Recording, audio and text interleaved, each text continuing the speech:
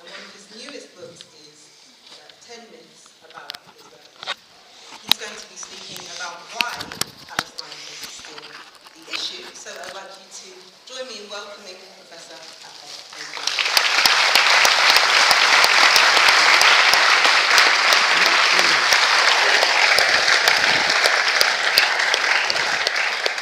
Thank you.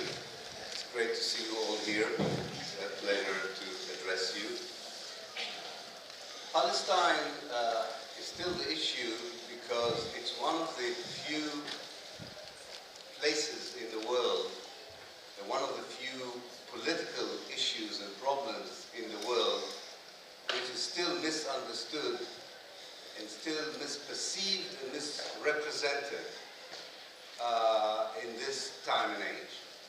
It's one of the few places where peace processes lead to more violence, where mainstream media and mainstream politics, either intentionally or naively, don't get the main issues that are at the heart of this conflict. So it is not just about the future of Palestine and Israel, or the Jews and the Palestinians that we talk about when we discuss Palestine. We discuss an inability, especially in the West, to comprehend and understand one of the most important conflicts that still rages on, that still continues, and affects not only the people who live there, but the region as a whole, and I would say even the world at large. And the reason that we are still talking about Palestine and we're still struggling to explain to people what the issue is about is because there is a tendency to accept a certain narrative, a certain version, a certain story about Palestine and Israel that has very little relevance to the reality on the ground. And this narrative, this version, feeds the so-called peace process, feeds the mainstream media, feeds even the mainstream academia when it engages with the question of Palestine. Now, do they engage with the wrong version or narrative willfully or naively? It doesn't really matter. What matters is that there is a common story that is being told about Palestine that is fabricated based on lies and disables us from moving towards peace and reconciliation in this particular part of the world. You would understand the issue of Palestine if, for instance, you would go back to 1948, a year that is totally absent from the agenda of the peace process, which is hardly dealt with by most of the university courses and lecturers who teach about Palestine. If you go back to 1948, you will understand the reason why the peace process that started in 1967 has led to nowhere. Not only has it not offered us a solution, it in fact created more frustration, despair that is easily translated into violence. If you go back to 1948, you can understand the magnitude of the disaster that Palestine and the Palestinians underwent, and the reason that they will not be able to accept any solution, any reconciliation, unless the events of 1948 are being acknowledged, are being accounted for, and are being integrated into the peace agenda between Israelis and Palestinians. It is only if you go back to 1948 you can understand the story of the 50 years before that. It began with the Balfour Declaration, which we are going to commemorate this year in 2017. It begins with the British promise to a settler colonial movement colonize a country, a homeland for native indigenous people, even before the British themselves had conquered that country. And with the help of Britain, the settler colonialist movement built a base in the land of someone else. And on the basis of this foundation, developed a colony, a settler colony. Now, a settler colony quite often is different from a classical colony. A settler colony is built on the ideology that the settlers see themselves as the indigenous people and see the indigenous native people as aliens. In some places, it took 100 years for this process to take place, where the settlers came, indigenized themselves, and alienated the natives. In Palestine, it happened even before the first Jewish settlers arrived in Palestine. Already on the way to Palestine, they regarded the Palestinians as aliens and themselves as the true natives of the country. And with the help of the British Empire, this project of turning the natives into aliens and the settlers into natives began to prosper and develop.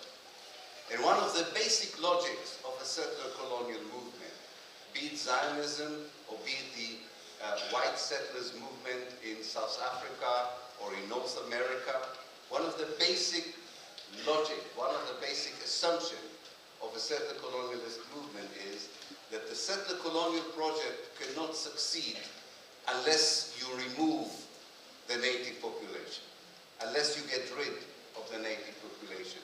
So it's not enough to regard the natives as aliens and yourself as a native. That's, of course, the first phase. But the second phase is to get rid of the natives so that you can prosper as the new natives of that particular homeland. Again, in many places in the world, this process was a very long process. In North America, in South America, in Australia, in New Zealand, these processes took more than 100 years, sometimes 150 years to materialize. In Palestine, it took 30 years. It took 30 years because the Western world, Europe in particular, felt that assisting the Jewish settler colonization of Palestine, this project that I was talking about, of turning the natives into aliens and removing eventually the natives from the homeland, this particular project fitted Europe. Europe of the First World War and Europe of the Second World War and the European powers in between the wars, and definitely the European political system after the Second World War. It fitted it well because it solved a problem which Europe found very difficult to deal with. For the absence of a better term, I would call it the Jewish question. It's not surprising that the biggest supporters of the idea of the Jews colonizing Palestine and replacing the Palestinians, the biggest supporters in Europe of this project were anti-Semites. They really wanted to support the Jews in their wish to leave Europe because they didn't want them in Europe. And this connection between a European refusal to accept the Jews as equals and helping them to colonize Palestine is a tragic reality we're still living in today. This is why the confusion exists between what is anti-Semitism, what is anti-Zionism. This is why some people genuinely think that if you criticize Israel or you criticize Zionism, you must be anti-Semitic, or in my case, a self-hating Jew. This is not true. The problem is that because these two different issues that have nothing in connection between them, the way Europe deals with those who are not Europeans in their eyes, it used to be Jews, now it's Muslims. It doesn't matter. It's the same issue. It's the same question of tolerance, multiculturalism, the ability to accept the other and not to reject him or her. But this issue has nothing to do with the colonization of Palestine, a case that happened elsewhere in the world, where people from Europe who were persecuted or felt unwelcome in Europe go to someone else's homeland, colonize it, dispossess the native people, and if they are lucky, get rid of them altogether. If they are not lucky, as happened in Algeria, South Africa, and Palestine, they will be engaged in a war for many, many years, unless they do what South Africa did, which is totally to change the relationship between the settlers and the natives, or they'll do what happened in Algeria when the settlers decided to leave the new homeland altogether and go back to France.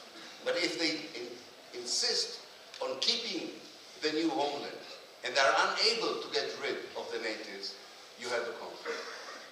So what we need in Palestine, if we take 1948 and even 1917 as a departure point, and not 1967, which is the departure point for the people who are engaged in the official peace process. If you don't take 1967 as the departure point, but we go back to 1948 or even back to 1917, then we understand that what we are missing in Israel and Palestine today is not an efficient peace process.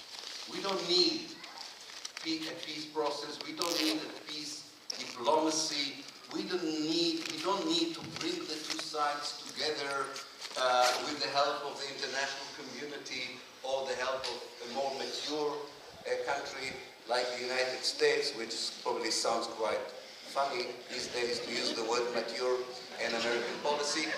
But nonetheless, we don't need that kind of framework for pushing forward peace and reconciliation. What we need in Israel and Palestine is to undo the settler colonial project.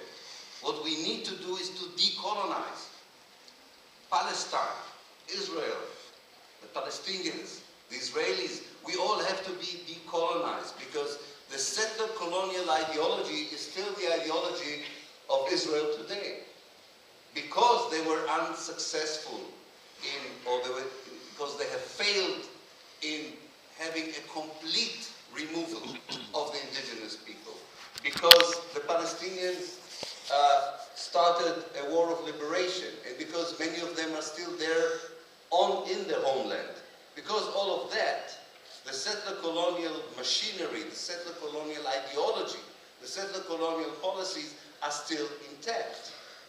In 1948, the Zionist movement succeeded in taking over 80% of Palestine and kicking out half of the Palestinians of their homeland. But still, a small minority of Palestinians remained within the Jewish state, and 20% of Palestine was not under Israeli control. In 1967, Israel was able to take over the whole of Palestine, 100% of Palestine, but with the occupation of the West Bank and the Gaza Strip, incorporated almost the same number of Palestinians it had kicked out in 1948.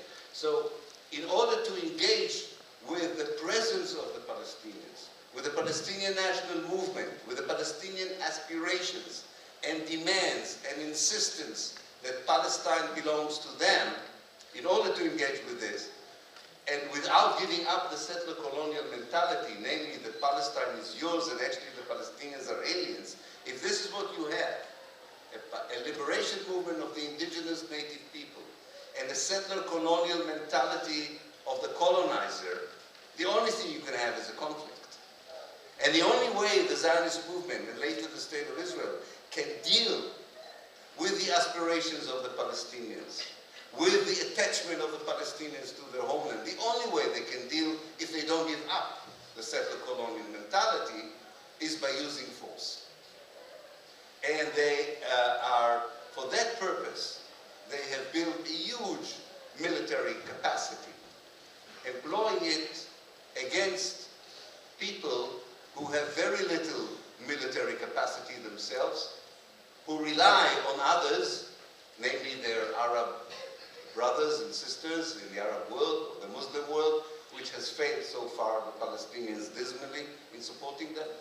So we're really facing an imbalance of power between one state that is the strongest military state in the Middle East and the weakest political community in the Middle East, the Palestinians.